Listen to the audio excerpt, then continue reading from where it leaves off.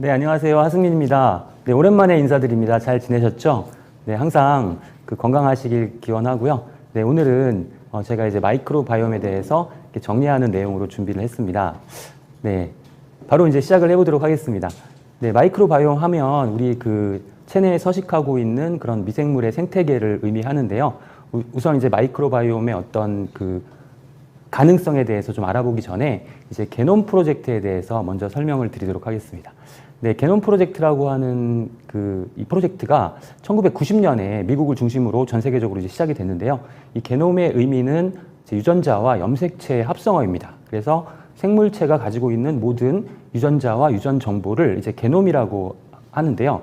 이 유전자라고 하는 부분에 좀 집중을 할 필요가 있습니다.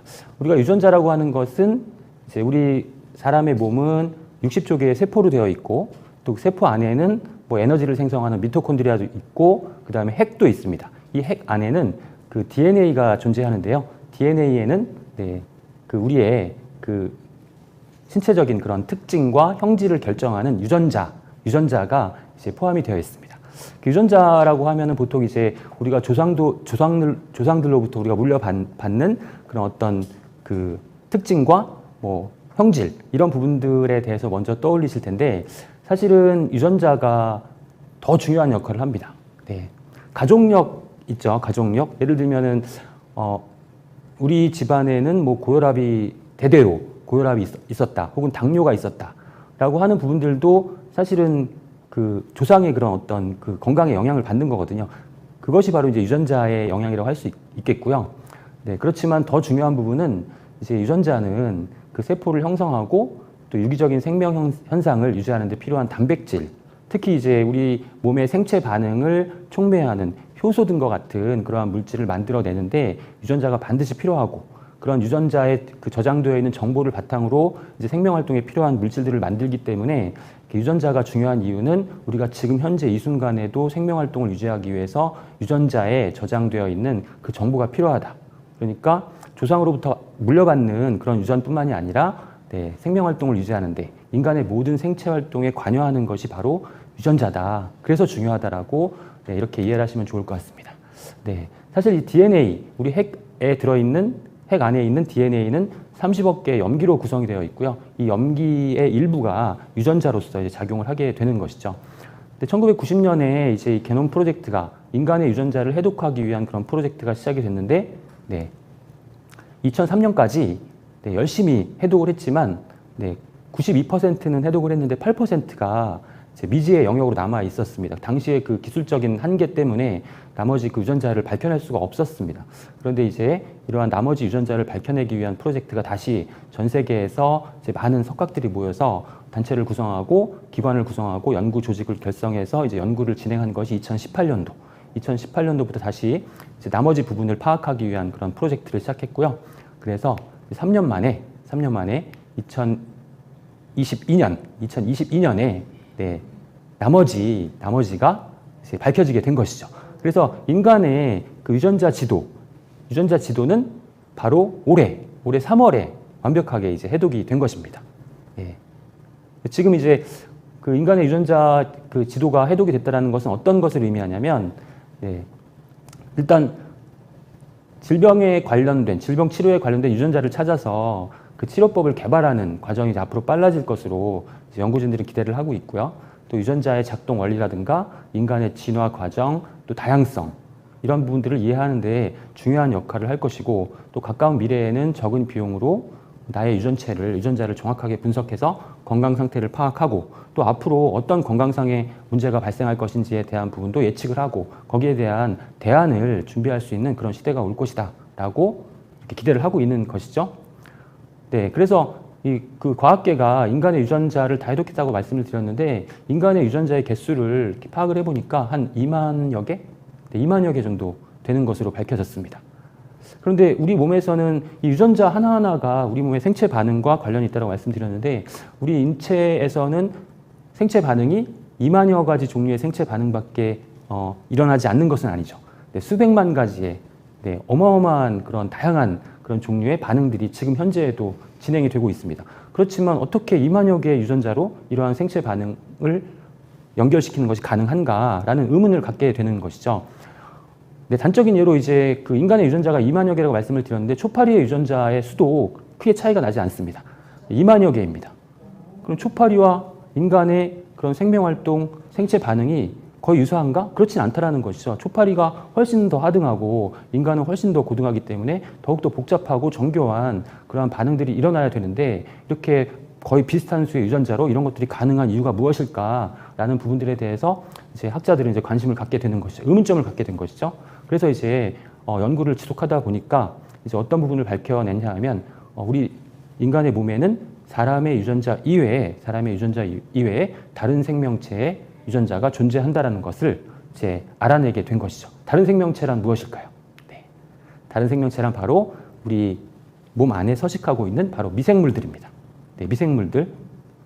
네, 미생물이 어마어마하게 많이 서식을 하고 우리 몸 전체에다 미생물이 서식을 하는데 주로 이제 서식하는 곳은 소화기관 장이겠죠. 장에 많이 서식을 하겠죠.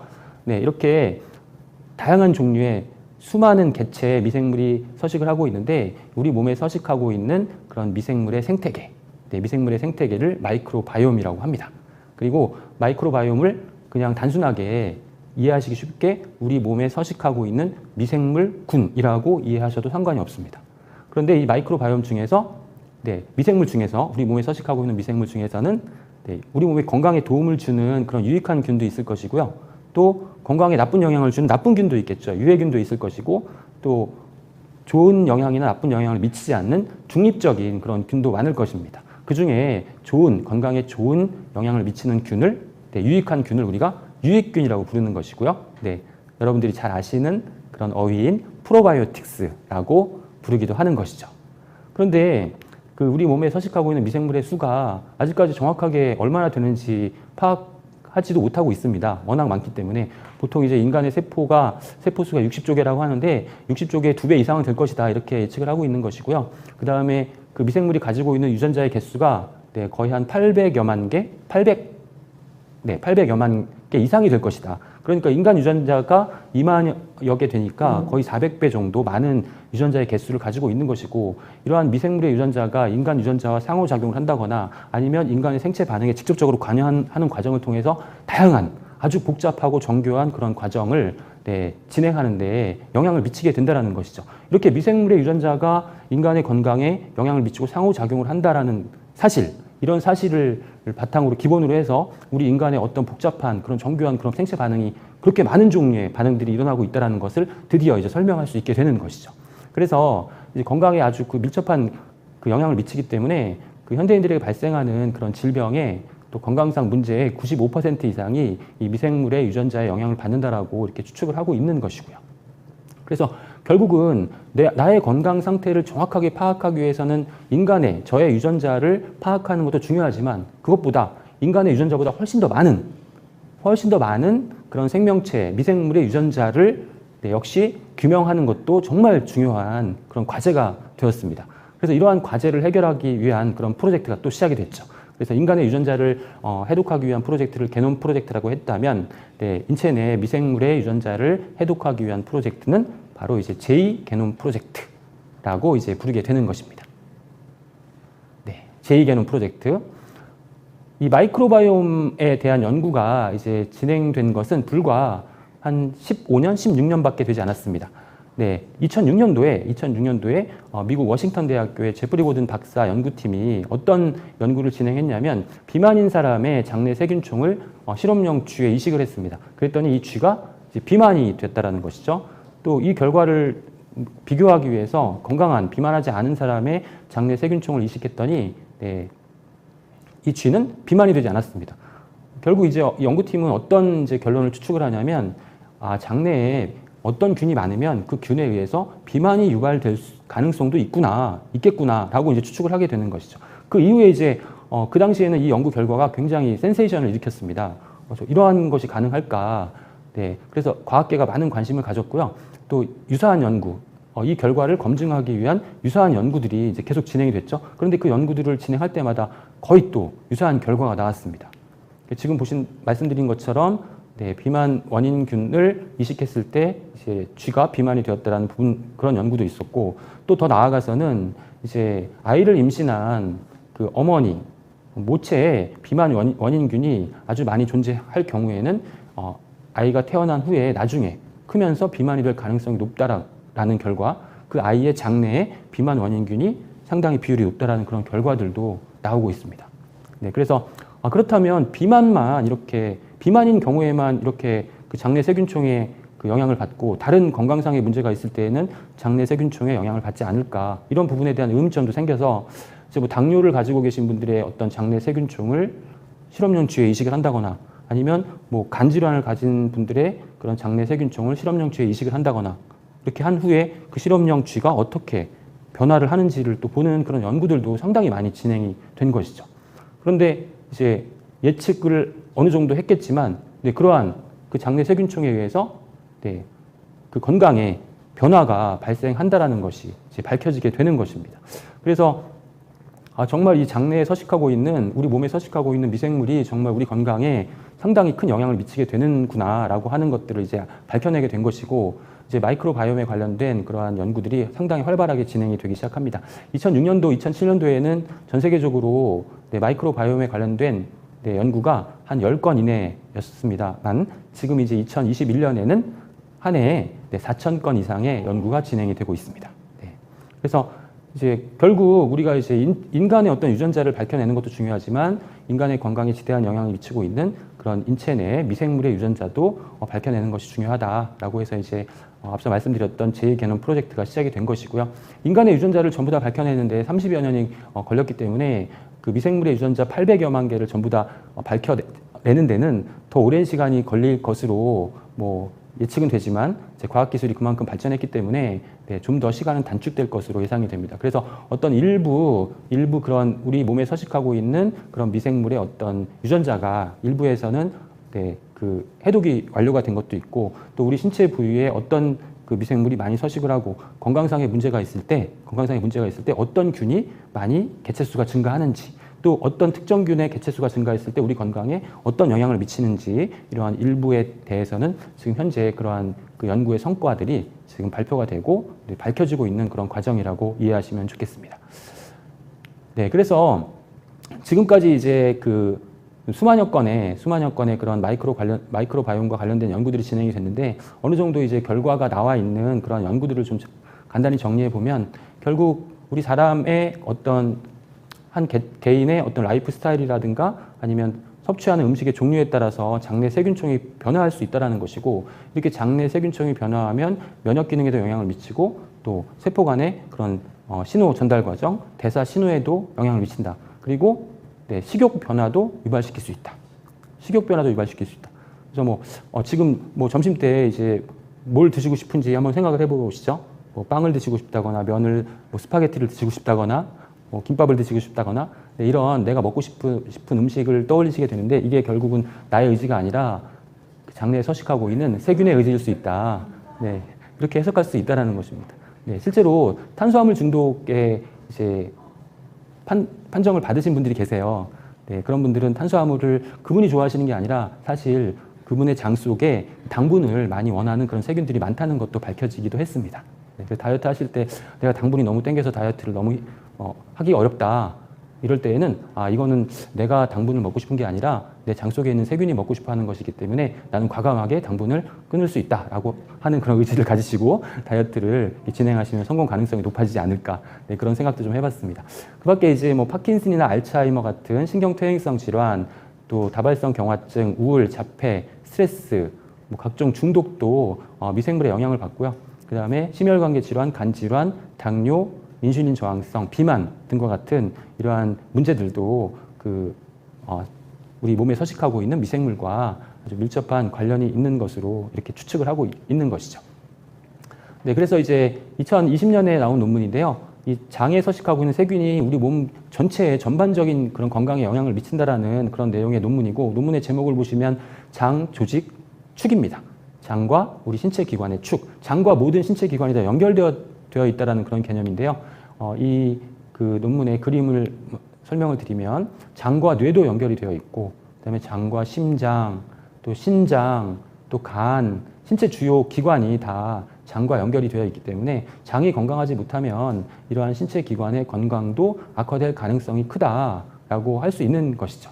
네, 그리고 또 이 논문에서 지금까지 진행돼 왔던 그런 관련된 이 장내 미생물과 우리 그 신체 기관의 건강과 관련된 그런 연구들을 소개하는 정리해 놓은 그런 부분이 있는데요. 그 부분을 보시면은 장과 앞서 말씀드렸듯이 장과 뇌가 연결이 되어 있다. 그래서 자폐 범주성 장애라든가 파킨슨, 치매도 미생물의 영향을 받을 수 있고, 물론 이제 어느 것이 먼저인지는 모릅니다. 아직까지는. 미생물이 어떤 특정 미생물이 많아져서 이러한 질병이 발생하는지, 이러한 질병이 발생했기 때문에 그런 특정 미생물이 많아졌는지, 그런 부분들은 아직까지 밝혀내지 못하고 있지만 서로 연관성이 있다는 것들은 분명한 사실로 밝혀지고 있고, 또 신장 기능 저하 또 마찬가지입니다. 신부전이라든가 결석도 역시 또 미생물의 영향을 받을 수 있다는 것이고, 또 간 질환, 지방간이나 간염, 간 경변, 간 부전 등도 역시 미생물의 영향을 받을 수 있다. 우리 장내에 서식하고 있는 미생물이 얼마나 중요한 그 영향을 미치는지 단적인 예를 하나 말씀드리면 술을 전혀 안 드시는 분들이 간혹 알코올성 지방간이 생기시는 분들이 계세요. 왜 술을 안 드시는데 알코올성 지방간이 생길까? 그 원인을 알아보니까 이 장내에 알코올을 생성하는 균이 많이 서식을 하고 있다는 것입니다. 전혀 알코올을 섭취하지 않아도 내 몸에서는 알코올을 만들고 있다. 그래서 전 세계적으로 아주 드문 케이스긴 하지만 술을 전혀 안 드시는 분이 만취해서 혼수 상태로 응급실에 실려오시는 그런 케이스가 있다고 합니다. 처음에는 의료진들이 그 원인을 몰라서 그런 증상을 양조장 증후군이라고 불렀습니다. 양조장 증후군. 그 사람의 몸에서 술을 만들고 있다. 그런 의미인데 나중에 이제 그 원인을 밝혀냈는데 그 원인이 뭐냐면 앞서 말씀드린 바와 같이 장내에서 알코올을 생성하는 균이 많이 발견이 되었다는 것이죠. 그만큼 우리 장내에 서식하는 균이 어떤 미생물이 존재하는지, 또 얼마나 많은 개체가 존재하는지, 어떤 비율로 존재하는지에 따라서 건강에 영향을 미칠 수 있는 충분한 가능성이 제기가 되고 있는 것이고요. 그 다음에 또 뼈의 건강도 이제 관련이 있겠죠. 관절염이나 골다공증도 역시 미생물의 영향을 받고요. 피부 건강, 건선, 여드름, 습진, 아토피나 알러지 등도 마찬가지고요. 그다음에 심장 건강, 심부전, 동맥경화, 고혈압, 심근경색 등도 영향을 받는 것으로 이렇게 지금 연구 결과들이 계속 나오고 있습니다. 그래서 이 마이크로바이옴은 정말 무궁무진한 그런 가능성을 가지고 있는 그러한 분야라고 할 수 있겠고요.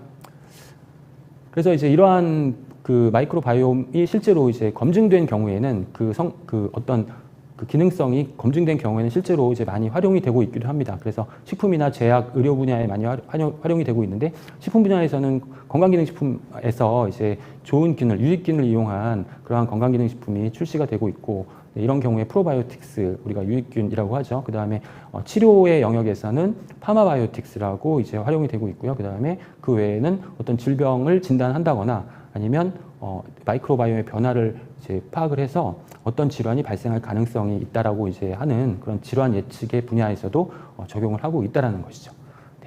그래서 이제 그렇다면 이제 이 마이크로바이옴이 왜 중요한가? 그 중에서 특히 유익균을 의미하는 프로바이오틱스가 왜 중요한가에 대한 내용들을 하나씩 설명을 드리도록 하겠습니다.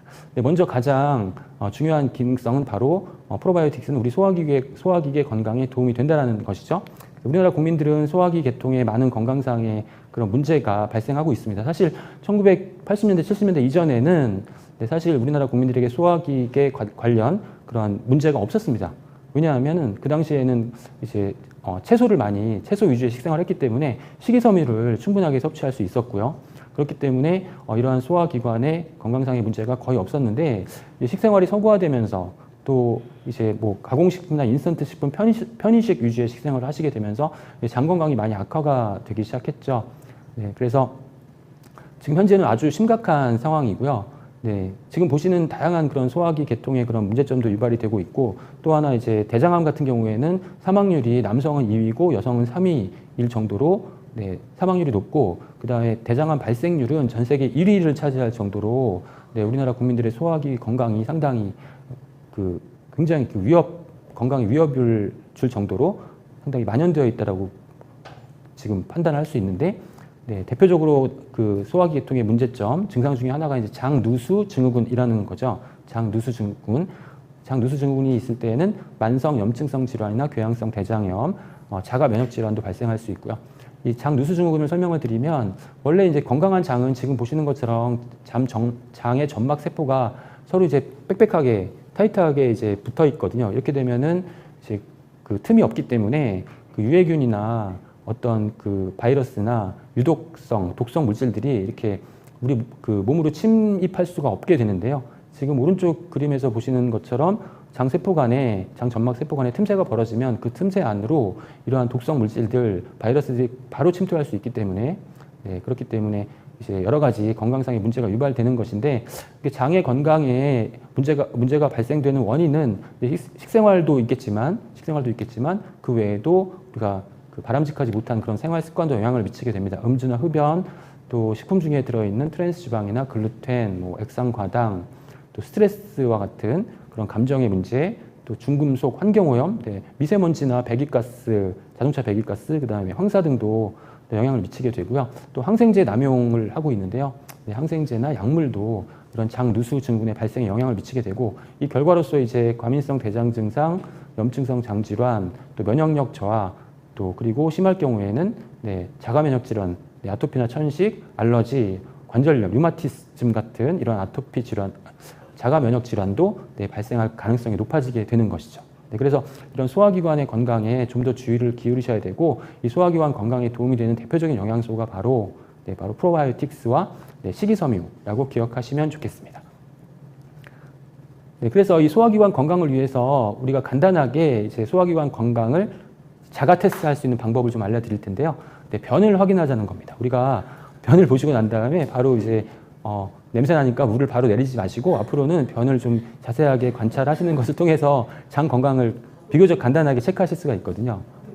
어떻게 체크를 하시냐면 먼저 이제 무게를 보시는 겁니다. 무게는 보통 이제 한국 사람들의 이제 변의 무게는 뭐 먹는 음식에 따라서 좀 틀려질 수도 있겠지만 보통 하루에 200에서 600g 정도 된다고 합니다. 근데 우리가 200g에서 600g 정도 되는지 확인할 수가 없잖아요. 무게를 직접 재볼 수가 없기 때문에. 그래서 마트에 가서 돼지고기 사실 때 200g이 어느 정도 되는지 그 양을 생각해 보시면 되고요. 그 다음에 부피인데요. 부피는 우리가 이제 그 앞서서 식이섬유를 많이 섭취를 하면, 식이섬유 섭취하면 이 식이섬유가 우리 소화기관 내 수분을 많이 흡수하잖아요. 수분을 거의 식이섬유 중량의 한 30배가량 흡수하게 되는데 이렇게 수분을 흡수하면서 변의 부피가 커집니다. 그리고 변의 성상도 부드러워지고요. 그래서 이제 변의 부피가 클수록 좋다라고 이해하시면 좋습니다. 그래서 식이섬유를 많이 섭취하던 그런 그 시절에는 한국 사람의 하루 그 변의 부피, 정상적인 변의 부피는 이제 자신의 손목부터 팔꿈치까지 정도의 이 정도의 양이라고 했었습니다. 그런데 너무 많은 양이라고 생각하시겠지만 지금은 이제 식이섬유의 섭취량이 워낙 많이 줄어서 이제 그 정도 부피는 나오지 않습니다.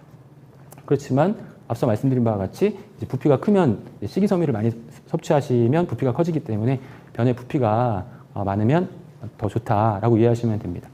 파푸아뉴기니 원주민 같은 경우에는 평균 신장이 150cm 미만인데요. 하루에 변의 양이 1.5kg 정도 됩니다. 거의 이렇게 길에 이제 변이 이렇게 있으면은 거의 큰 어떤 초식 동물의 변이 아닐까라고 생각될 정도로 많은 양의 변을 보는데 그 이유가 그 원주민들의 그 주식이 바로 식이섬유이기 때문에 그렇습니다. 소화기관이 전 세계에서 가장 건강한 것으로 파악이 되고 있습니다. 변의 색을 좀 보시는 것도 좋겠습니다. 변의 색, 원래는 이제 뭐 황금색이다, 뭐 밝은 갈색이다 이런 색이 좋다라고 하는데 이제 흑색에 가까운 어두운 색일 경우에는 소화기 상부에 출혈을 의심해 보셔야 됩니다. 왜냐하면 우리가 상처가 났을 때 출혈이 있으면은 이제 공기 중에 산소와 결합해 산화가 되면서 이제 검은색으로 변하죠. 그러니까 출혈이 있은 다음에 시간이 경과하면 이제 검은색을 띠게 돼 있습니다. 그래서 이 변이 검은색에 가깝다고 한다면 이제 소화기관 상부에서 출혈이 있어서 어느 정도 출혈 이후에 시간이 경과했다는 것을 의미하기 때문에 위나 십이지장, 소장 상부에서 출혈이 있다는 것을 좀 의심해 보실 필요가 있고 이제 변의 색이 빨간색에 가깝다 이러면 이제 피가 섞여 있는 경우죠. 이런 경우에는 소화기 하부, 그래서 대장이나 항문 근처에서 출혈이 있는 것을 의미할 수 있다는 것도 기억해 주시면 좋겠고요. 그 다음에 이제 제가 오늘 뭐 하루 종일 시금치나 녹색 채소를 엄청나게 많이 섭취하면 내일이나 내일 모레 이제 변을 보면은 녹색 기운이 돌겠죠. 그렇지만 그렇게 녹색 채소를 많이 섭취하지 않았음에도 불구하고 이제 변이 녹색에 좀 가까운 그런 빛을 띈다라고 한다면 장에 염증이 생겼을 가능성이 높다고 하니까 그런 부분들도 좀 체크를 해보시면 좋겠습니다.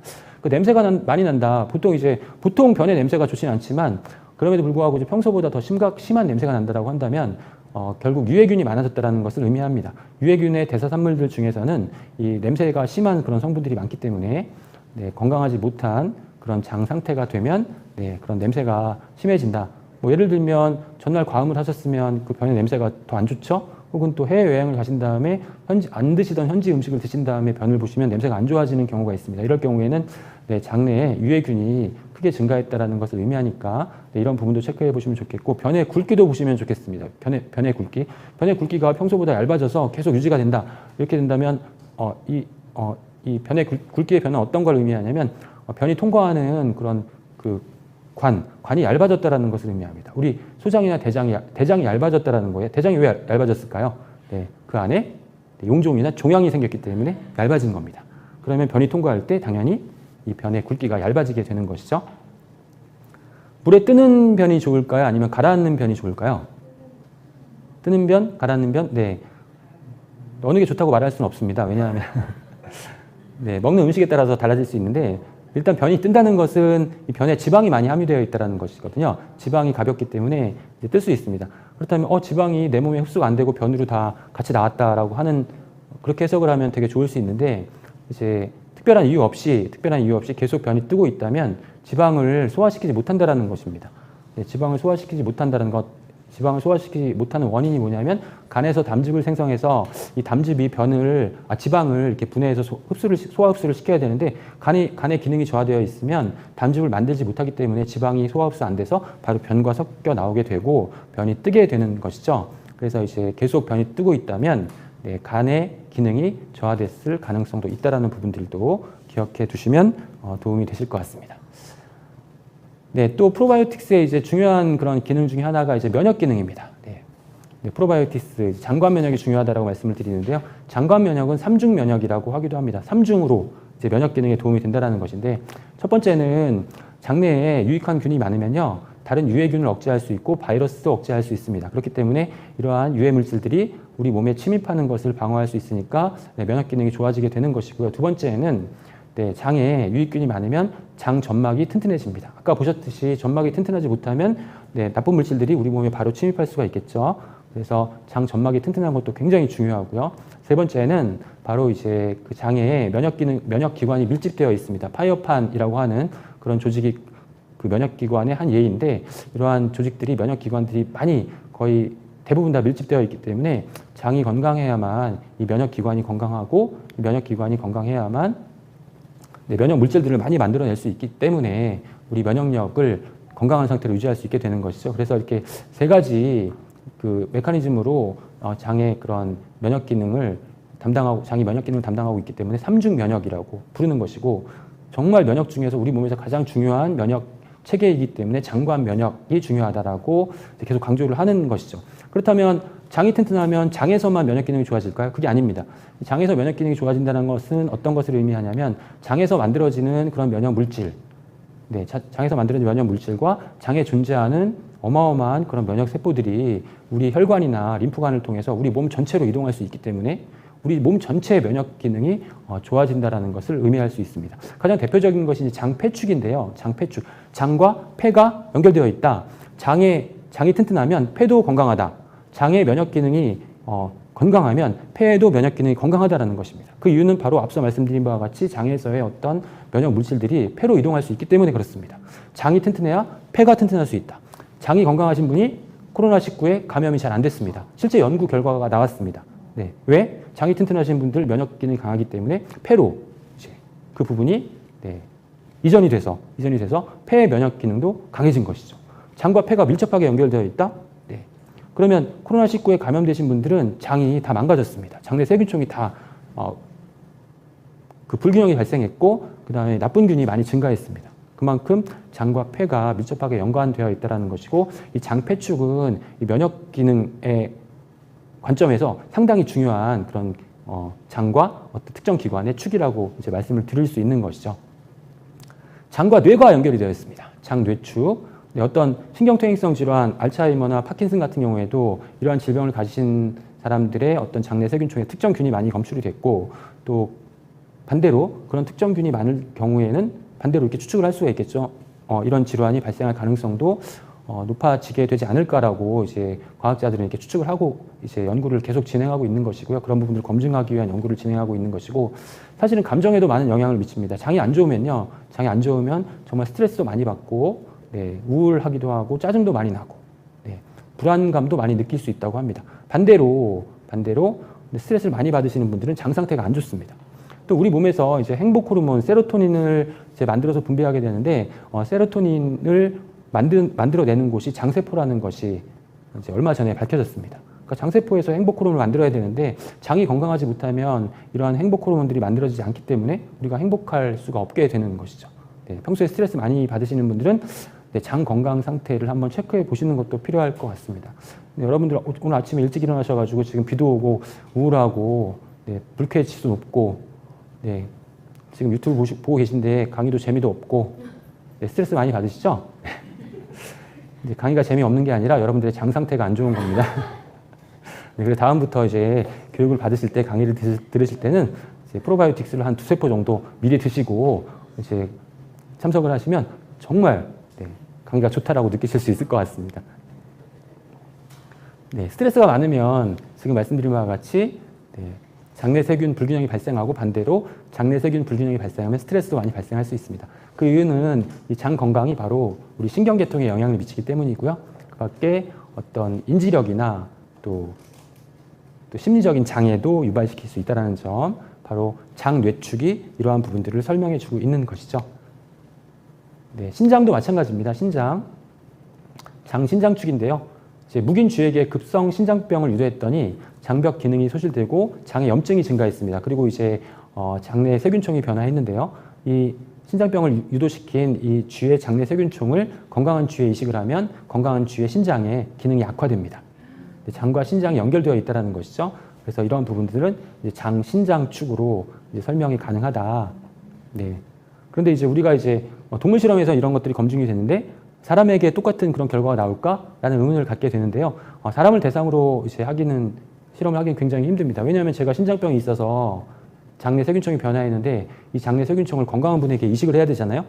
근데 건강한 분이 이걸 받으실까요? 안 받으시죠.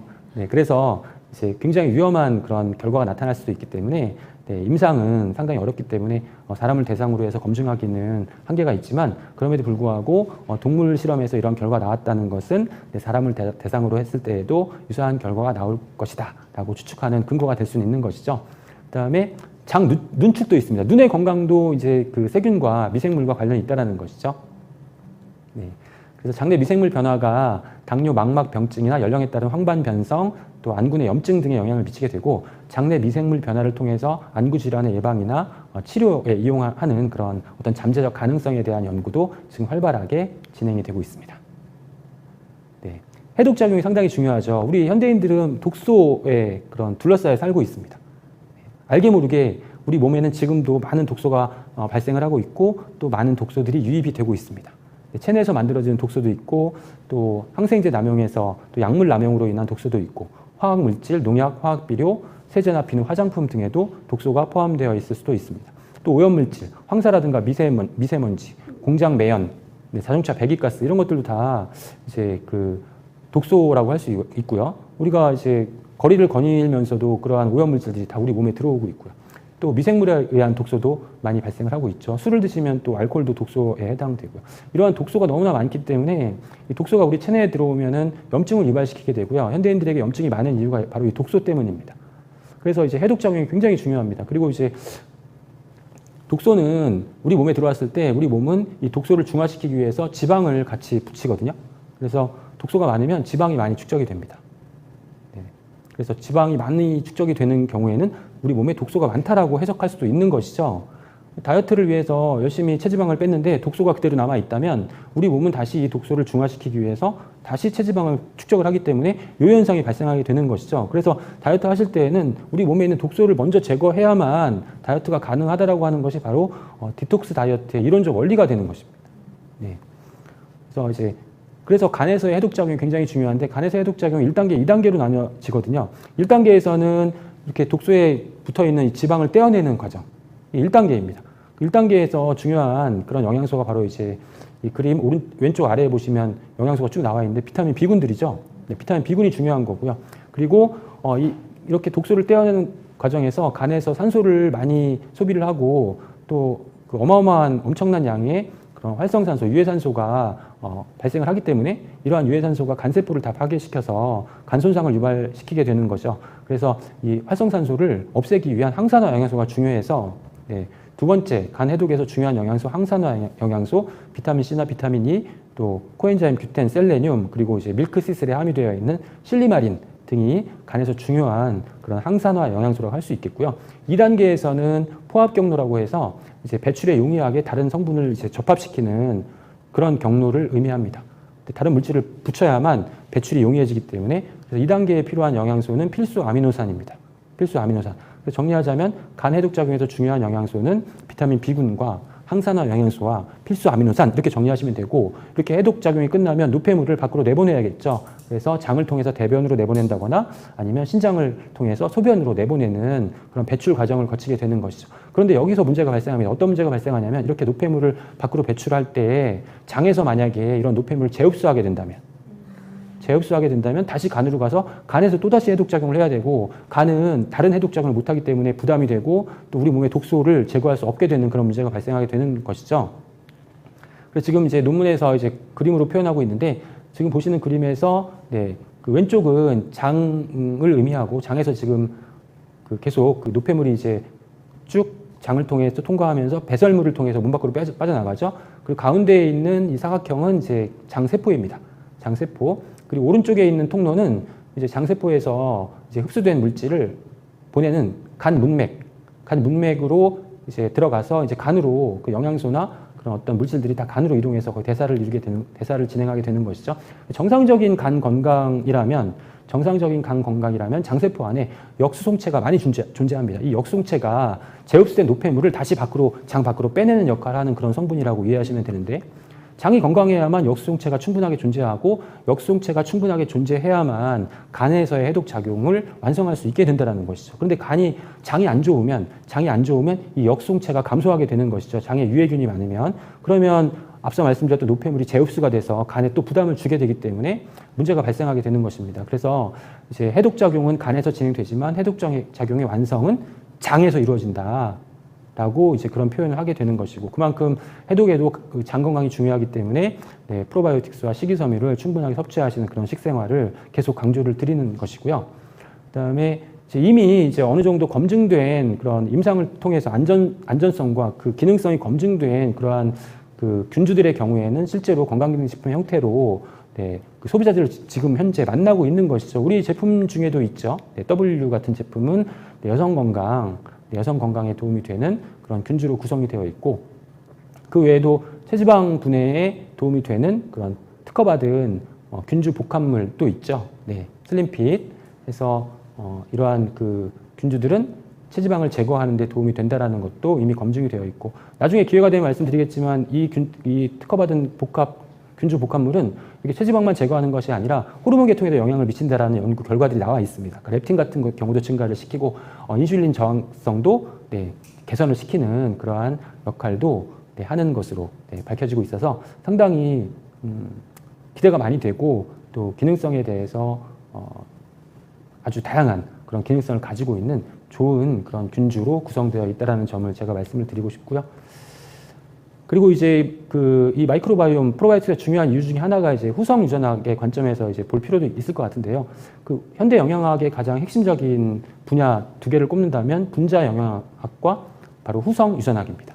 네, 분자 영양학은 기존의 영양학이 그 영양소가 어떤 기능을 하는데 어떤 기능을 하는가를 밝히는 데 초점이 맞춰져 있었다면 지금 이제 분자 영양학 같은 경우에는 이 영양소가 유전자에 어떤 영향을 미치는지 네, 유전자가 발현이 되면서 우리 모든 그런 생체 반응에 관여를 한다라고 처음에 말씀을 드렸었죠. 그럼 각각의 비타민과 미네랄과 식물 영양소가 어떻게 유전자에 영향을 미치고 네, 유전자가 발현하는데 어떻게 관여를 하는지를 그 분자 수준에서 세포 수준에서 그 메커니즘을 밝히기 위한 그런 학문이 이제 분자 영양학이라고 할 수 있는 것이죠.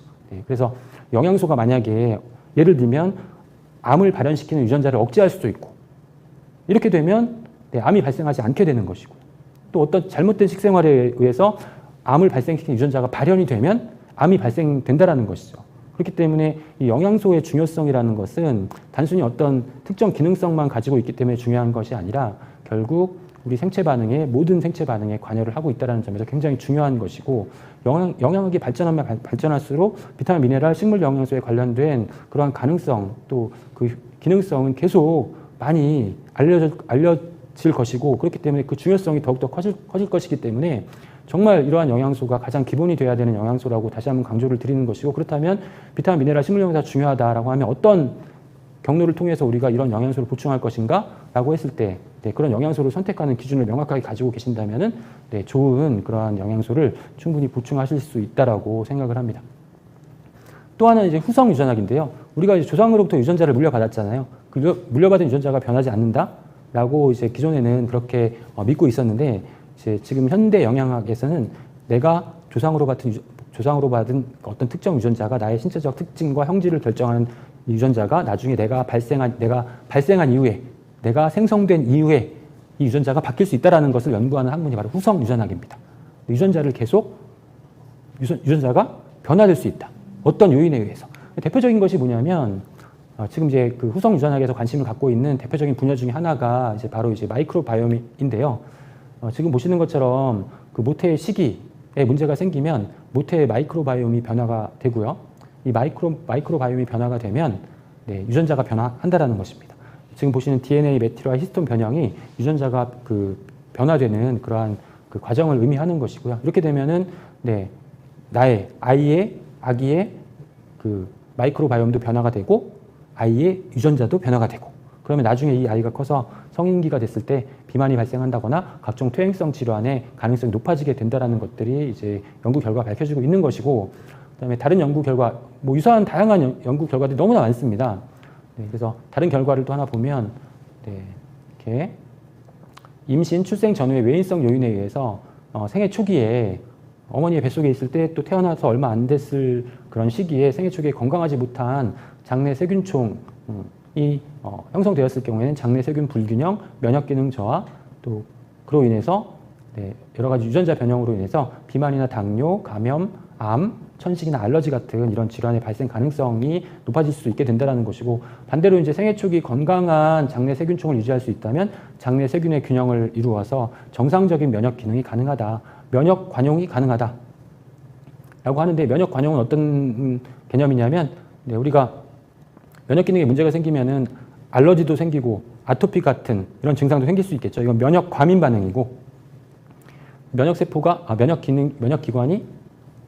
기능이 우리 몸의 조직을 공격하면 질병이 생기죠. 자가 면역 질환이죠. 면역 과민 반응이나 자가 면역 질환을 발생시키지 않는 것을 면역 관용이라고 합니다. 그래서 장내 세균총이 정상적인 세균총을 형성하게 되면은 면역 관용이 가능하게 된다라고 하는 그런 내용입니다. 그러니까 마이크로바이옴이 정말 무궁무진한 가능성을 가지고 있죠. 아직까지 정확하게 어떤 메커니즘에 의해서 이러한 그 관련성이 설명이 되는지를 명확하게 지금 밝히지 못하고 있지만 정말 무궁무진한 가능성이 있다고 보여집니다. 그리고 이제 이러한 가능성 때문에 앞으로 이제 그 건강 영양의 가장 확실한 미래 트렌드를 우리가 이제 개인 맞춤 영양, 개인 최적화 영양이라고 하는데요. 개개인의 그런 그 건강 상태를 정확하게 판단하고 분석해서 그분에게 가장 적합한 그 영양 관리, 건강 제한을 해드리는 것, 그 다음에 발생 가능한 질병을 예측하고 그 발생을 예방할 수 있는 그런 대안을 제시하는 것. 이게 굉장히 중요한 그런 개념이고 그런 미래 트렌드로 떠오르고 있는데 그렇다면 가장 선행되어야 될 것은 뭐냐면 그분의 어떤 건강 상태를 정확하게 파악을 해야 되는 것이 선행이 돼야 되겠죠.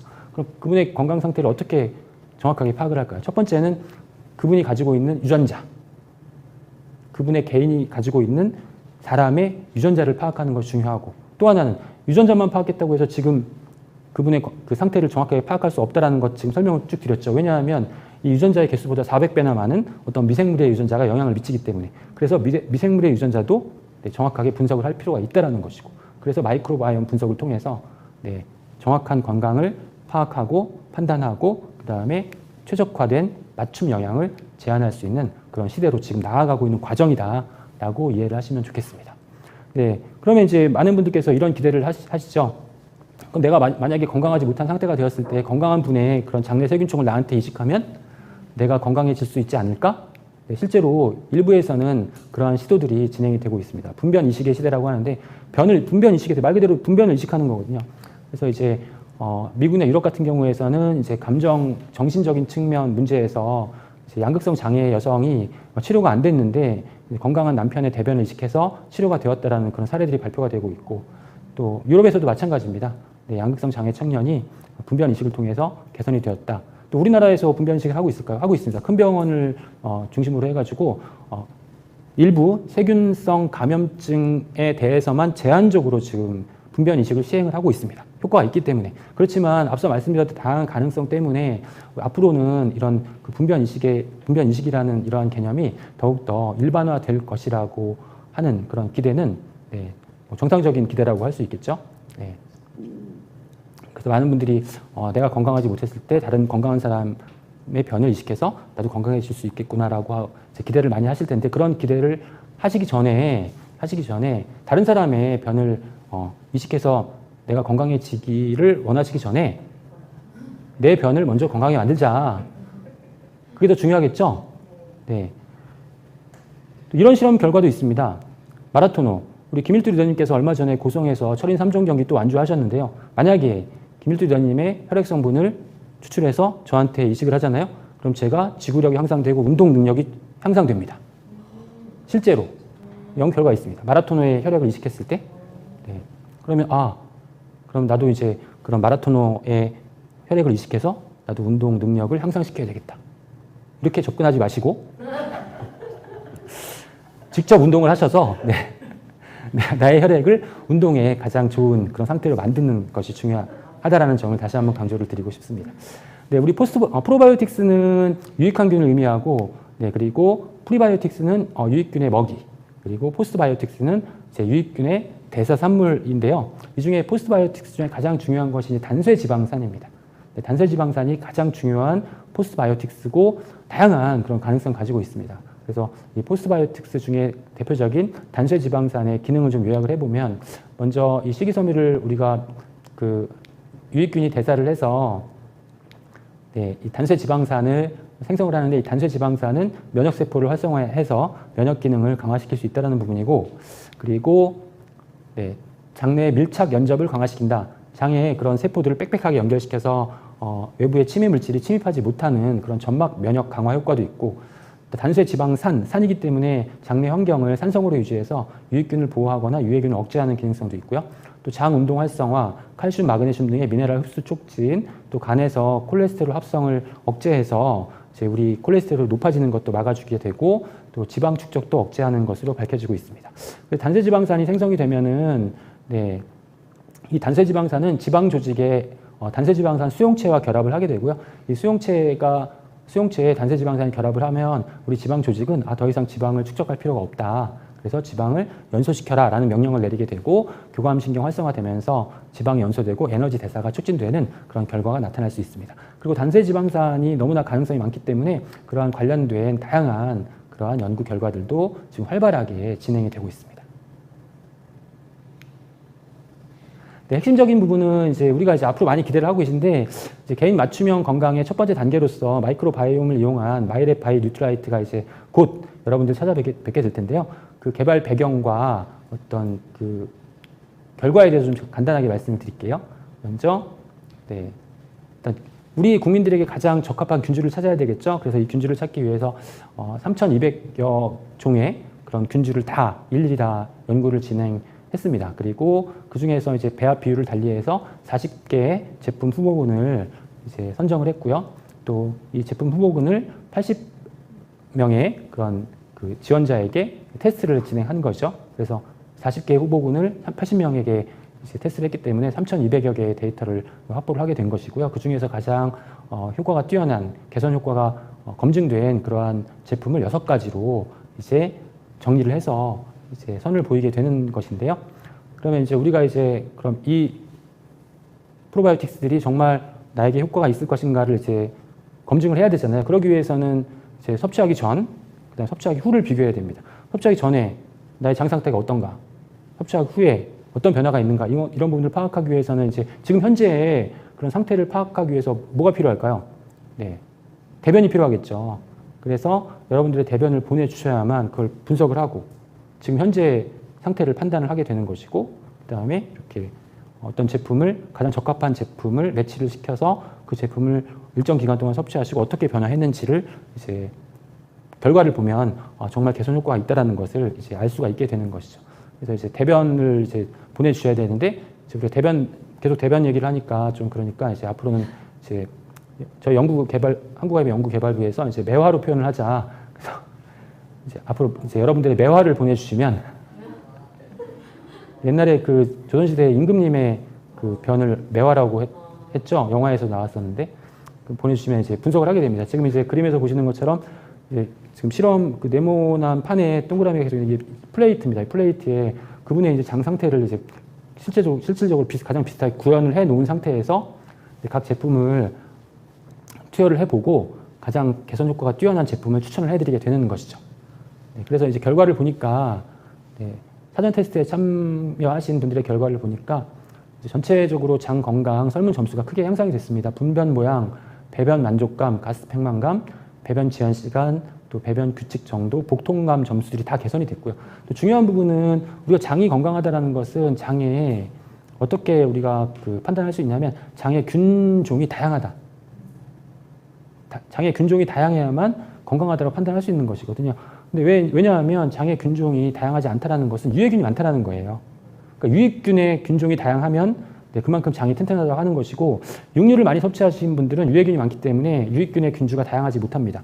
채소를 많이 섭취하신 분들은 유해균이 적기 때문에 유익균의 균주의 종류가 다양합니다. 그래서 이 유익균의 균주 다양성을 장 건강 개선의 지표로 보는데 이 장 건강 지표인 다양성이 크게 증가했다는 것들이 밝혀졌고요. 또 이렇게 어떤 분석 결과 레포트를 통해서 그 변화를 이제 직접 설명을 해드립니다. 또 하나는 앞서서 포스트바이오틱스 중에 단체 지방산이 중요하다고 말씀드렸잖아요. 이 포스트바이오틱스가 얼마나 많이 증가했는가 이런 부분들도 이제 검증을 하게 되는데 이 제품 섭취 후에 포스트바이오틱스가 크게 증가했다라는 부분들도 이제 검증이 되었고 또 이러한 변화도 결과 레포트를 통해서 전달을 해드립니다. 그리고 그 외에도 지금 현재 잘못된 생활 습관이라든가 아니면 또 이제 개선해야 될 그런 식습관 이런 부분들에 대한 제안도 해드리고 또 좋은 부분은 나에게 정말 필요한 식품이 무엇인지 나에게는 지금은 사과를 많이 먹는 게 좋겠다.